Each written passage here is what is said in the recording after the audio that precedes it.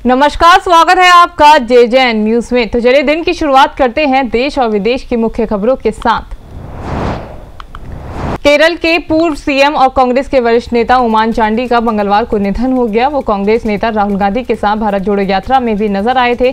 केरल कांग्रेस के अध्यक्ष के सुधाकरन और चांडी के परिजनों ने मंगलवार को उनके निधन की जानकारी साझा की। कांग्रेस के दिग्गज नेता कहे जाने वाले ओमान चांडी 79 साल के थे।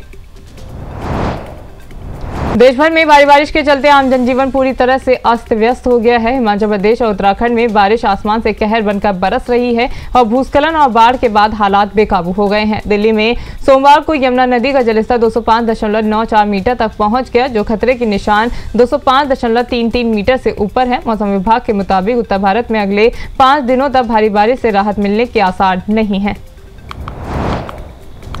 बेंगलुरु के बाद दिल्ली में आज एनडीए का शक्ति प्रदर्शन होगा। एनडीए की बैठक में 38 पार्टियां शामिल हो सकती हैं। चिराग पासवान भी औपचारिक तौर पर एनडीए में शामिल होंगे। वहीं बीजेपी के खिलाफ रणनीति बनाने के लिए 26 विपक्षी दलों की 2 दिवसीय बैठक का आज दूसरा दिन है। मीटिंग के बाद सभी नेता प्रेस कॉन्फ्रेंस भी करेंगे। चीन के विदेश मंत्री किंग गैंग पिछले 3 सप्ताह से गायब हैं। सार्वजनिक रूप से पिछले 3 सप्ताह से उन्हें नहीं देखा गया है। कई महत्वपूर्ण राजनीतिक बैठकों से वो गायब हैं। किंग पिछले हफ्ते जकार्ता में होने वाली association of south east Asian Nations trading block में शामिल नहीं हुए थे। चीनी विदेश मंत्रालय का कहना था कि वो स्वास्थ्य कारणों के चलते इसमें शामिल नहीं हुए हैं।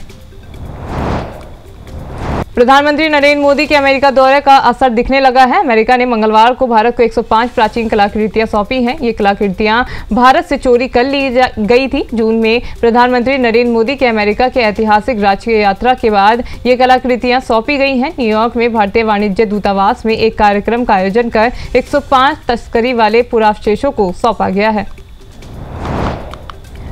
सत्य प्रेम की कथा सिनेमाघरों में 29 जून को रिलीज हुई थी। भूल भुलैया 2 के बाद एक बार फिर इस फिल्म में कार्तिक आर्यन और कियारा आडवाणी की जोड़ी नजर आई है। आपको बता दें कि फिल्म में दोनों स्टार्स की केमिस्ट्री को फैंस ने काफी पसंद किया है और इसी के साथ इसने ओपनिंग वीकेंड पर शानदार कलेक्शन किया था। हालांकि उसके बाद सत्य प्रेम की कथा की कमाई में गिरावट आई, लेकिन धीरे धीरे फिल्म 80 करोड़ के आंकड़े को छूने की ओर बढ़ रही है।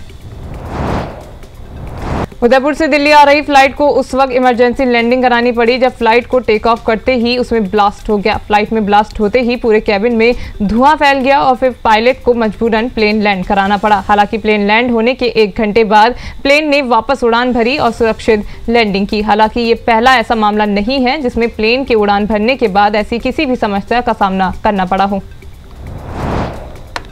पिछले कई दिनों से सोशल मीडिया पर चर्चा में रहे पीसीएस अधिकारी ज्योति मौर्य और उनके पति आलोक मौर्य के बीच तलाक केस पर आज सुनवाई होगी। ज्योति मौर्य ने आलोक मौर्य से तलाक लेकर रिश्ते खत्म करने की अर्जी दी है। इस अर्जी पर आज प्रयागराज की फैमिली कोर्ट में सुनवाई होगी। आज आलोक को अपना जवाब कोर्ट में दाखिल करना होगा। इस मामले पर पिछले हफ्ते भी सुनवाई हुई थी, लेकिन तब ज्योति मौर्य कोर्ट नहीं पहुंची थी।